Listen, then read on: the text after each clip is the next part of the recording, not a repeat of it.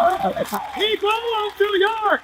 Leonardo Wilhelm DiCaprio? Yeah, it's my name. Wow, I arrived in at the audition with Quentin. In the glittering world of Hollywood, where fame and fortune await, the journey to stardom is rarely smooth. Behind every iconic performance lies a trail of auditions, some triumphant, others devastating. For many actors, auditions are make or break moments that can either launch careers or shatter dreams. In today's video, we will delve into the stories of 4 iconic actors who faced auditions that nearly destroyed their chances in Hollywood. However, before we start, kindly like this video and subscribe to the channel. Now, enjoy. Jim Carrey's Saturday Night Live audition failures. Before Jim Carrey became a comedy icon, he faced multiple setbacks, one of the most significant being his unsuccessful auditions for Saturday Night Live, SNL. Despite his unique comedic style and impeccable impressions, Carrey was rejected by the popular sketch show not once, but twice. In 1980, a young and eager Jim Carrey auditioned for SNL. 1980 was a transitional period when the original cast, including John Belushi and Dan Aykroyd, was leaving. Carrey, then an unknown Canadian comic,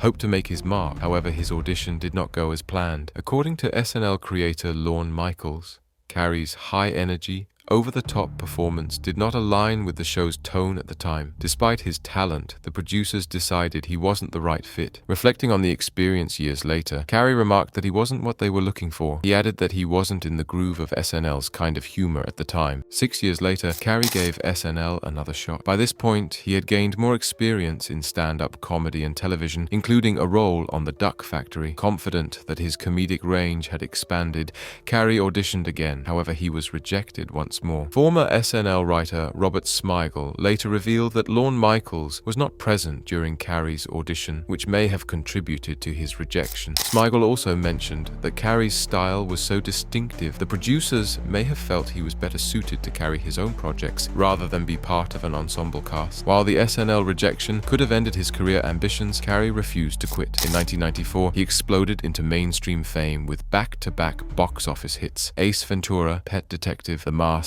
Dumb and Dumber. By 1996, Carrey was the highest paid actor in Hollywood, earning $20 million for The Cable Guy. Using his story as a reference, he quipped, "You can fail at what you don't want, so you might as well take a chance on doing what you love." I learned many great lessons from my father, not the least of which was that you can fail at what you don't want. So you might as well take a chance on doing what you love. Despite never joining the cast, Carrey eventually returned to the SNL stage as a guest host. His most famous stint was portraying President Joe Biden during the 2020 election season. This full circle moment underscored how he had transcended the limitations of his earlier rejections. Carrey's story is a testament to persistence and trusting your unique voice, even when others don't immediately recognize your potential. Leonardo DiCaprio's early audition struggles. Before becoming one of the most respected and highest paid actors in Hollywood, Leonardo DiCaprio faced a long and frustrating journey filled with repeated rejection. Despite his undeniable talent, DiCaprio's early years were marked by disappointment and self-doubt as he struggled to break into the entertainment industry. As a child, DiCaprio was fascinated by acting, but landing his first role was far from easy. In his early teens, he auditioned for commercials and television shows, but faced nearly 100 rejections over 18 months. This prolonged period of failure led him to question whether he was cut out for the industry. One major obstacle DiCaprio faced was the industry's attempt to mold him into a more marketable version of himself. He revealed that he was once advised to change his name because casting directors believed Leonardo DiCaprio sounded too foreign and wasn't American enough. Despite the pressure, DiCaprio refused to compromise his identity. Reflecting on the experience years later, he said, "They wanted me to change my name to Lenny Williams. I said no." You got an agent at 6 Well, years I old. tried to get an agent, Right. but I didn't succeed because they wanted to change my name to Lenny Williams. They thought my name was a little too ethnic, so they sort of dissected it and said, "Hey, Leonardo, Lenny." After dozens of failed auditions, DiCaprio finally caught a break when he landed a recurring role on the hit sitcom Growing Pains in 1991. He played Luke Brower, a homeless teen taken in by the Seaver family. Though the role wasn't glamorous, it introduced him to a broader audience and showcased his dramatic abilities. DiCaprio's persistence finally paid off when he auditioned for and won the role of Arnie Grape, a mentally disabled disabled teenager in What's Eating Gilbert Grape. His heart-wrenching performance opposite Johnny Depp earned him his first Academy Award nomination at just 19 years old. Director Lasse Hallström later said that DiCaprio's audition was so raw and authentic that he knew immediately he had found his Arnie. After his Gilbert Grape success, DiCaprio turned down multiple teen heartthrob roles to focus on projects that would challenge him as an actor. He gambled on independent films like The Basketball Diaries and Romeo plus Juliet, which solidified his reputation as a serious performer. But his career reached stratospheric heights when he starred as Jack Dawson in James Cameron's Titanic,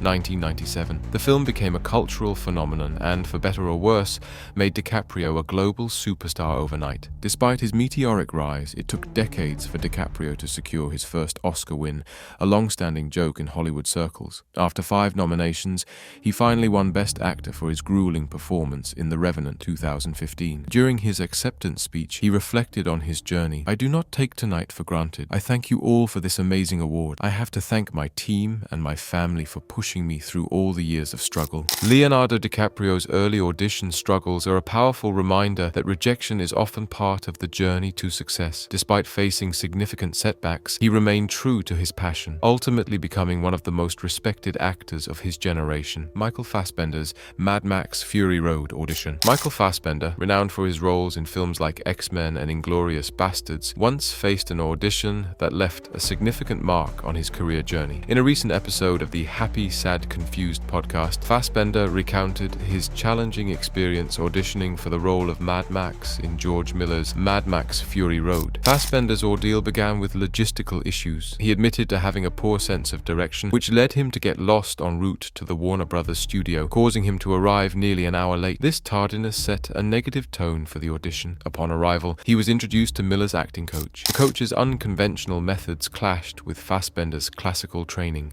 His directive to physicalize a simple phrase left Fassbender uncomfortable and eager to leave. Reflecting on the experience, he described it as so excruciating and confessed, "I couldn't wait to get out of there." The role ultimately went to Tom Hardy, who delivered a memorable performance in the film. Fassbender acknowledged Hardy's success, stating that he deservedly got the part. Despite this setback, Fassbender's career continued to flourish, showcasing his resilience and dedication to his craft. Marlon Brando's early career audition disaster. Marlon Brando is widely regarded as one of the greatest actors of all time. He is known for his groundbreaking performances in A Streetcar Named Desire, 1951, and The Godfather, 1972. However, before he became an acting legend, Brando faced a humiliating audition that could have ended his career before it even began. In the early 1940s, a young and ambitious Marlon Brando moved to New York City to pursue acting. After studying under the legendary acting coach Stella Adler, Brando quickly gained a reputation for his raw talent and emotional depth. However, one of his first big opportunities, a chance to audition for the play Oh Mistress Mine, turned into a disaster. Brando was personally coached by Alfred Lunt, one of the most respected theater actors and directors of the time. Despite receiving personal guidance, Brando's audition did not go as planned. According to reports, when it came time to perform, Brando did something shocking. He refused to read the lines. Years later, Brando explained his rebellion. "I didn't feel like doing it. It seemed fake to me, so I just sat there." His refusal to perform left the producers unimpressed, and unsurprisingly, he did not get the part. This rejection could have been a significant setback,